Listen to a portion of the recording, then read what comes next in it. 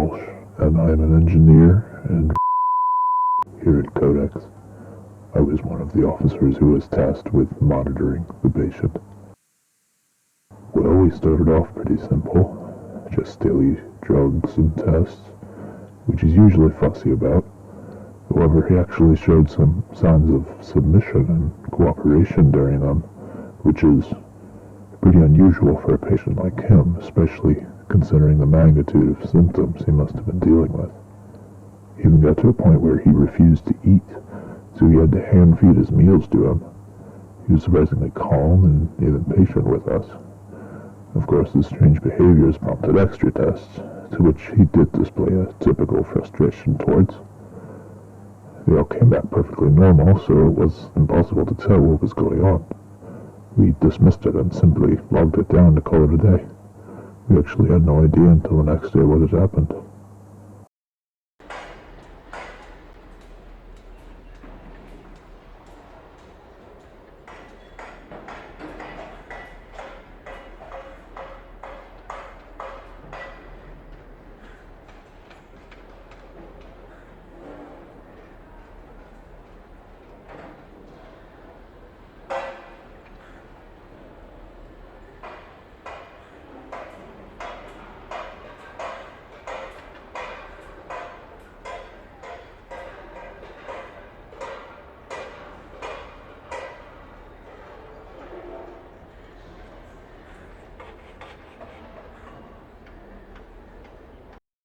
Returned to a chilling police report filed just earlier this evening regarding a local Henry Moore who was found deceased in the kitchen of his own home, the result of an extreme pressure applied to the side of his neck. Authorities are suspecting that it was a very carefully planned out murder, due to there not being any signs of weapons or other oddities in the household. Your local police department urges you to lock all doors and windows and stay indoors for the remainder of the night, as there may be a potential threat in your immediate area. We'll return with more on this story shortly.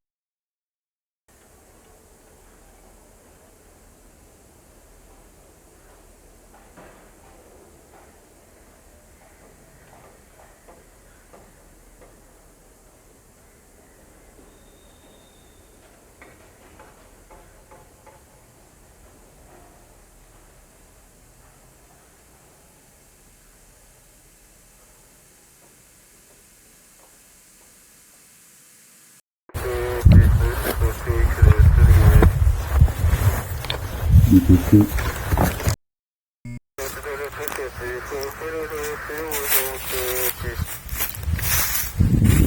Keep looking. Weird. We're waiting for 5 hours, that's... Alright, just give me a minute to calibrate it.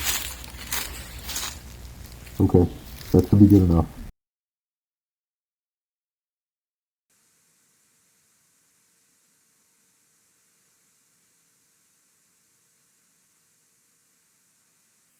Just gonna start recording and we can call it in a bit later. Okay.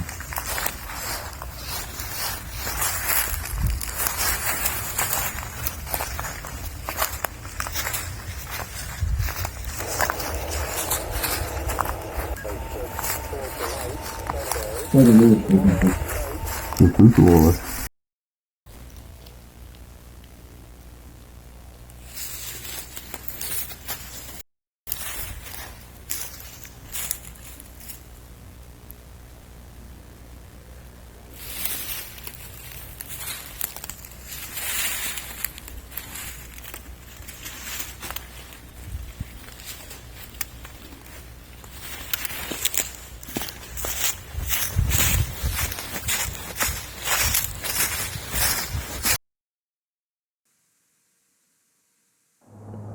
Well, as you might have already known, the police were never actually informed about the disappearance until after the events unfolded.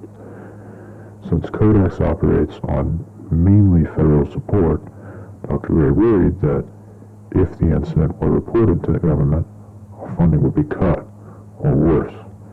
We therefore abstained from mentioning the disappearance at all. Of course, that meant that we would have to recover the patient ourselves, which wasn't exactly in any of our job descriptions. Dr. Gray offered a bonus to anyone who aided in the search as compensation, and we began officially. Dr. Gray is careful to follow standard procedure, one of which asserts that a search that is active for more than 2 weeks will require immediate withdrawal of personnel and a full governmental report so that the search can be brought to a more serious level. This was one of the reasons why some searches were prolonged well into evening hours. We were on a schedule, and we didn't want to have any time to waste.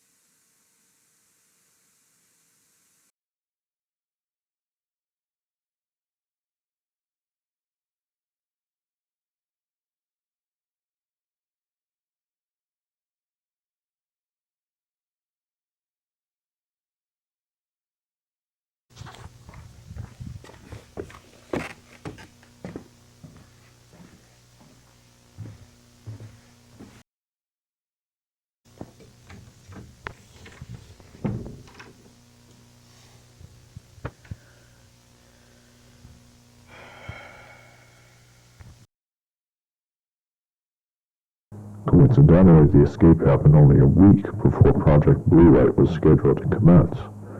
I could sense unease surrounding the crews and other people working alongside the recovery effort during their time searching, despite only a handful of them knowing about Project Blue Light. This is where a lot of suspicions began. Not many at first, but as the deadline drew nearer, I could hear them talking, quieter, closer together, away from cameras. Nevertheless, they kept working, didn't hesitate or question their tasks. Project Blue Light itself was then rescheduled a month after when it was supposed to begin, which I assume is because of overlapping between search efforts and the project. But it just doesn't sit right with me. Why go to such lengths for one patient? What was everyone so afraid of?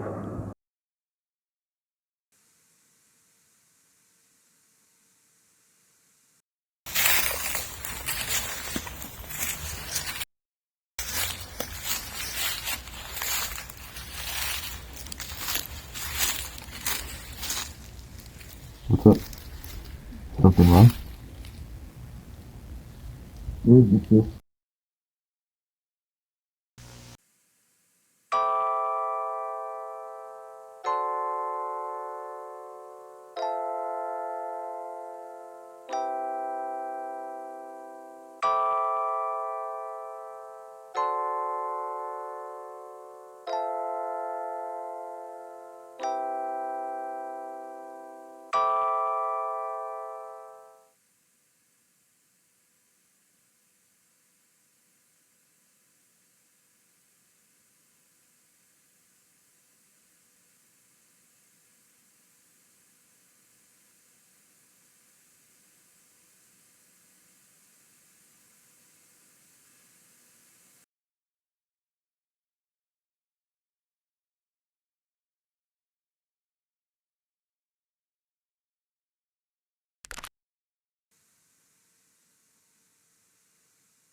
Detective? Is that you?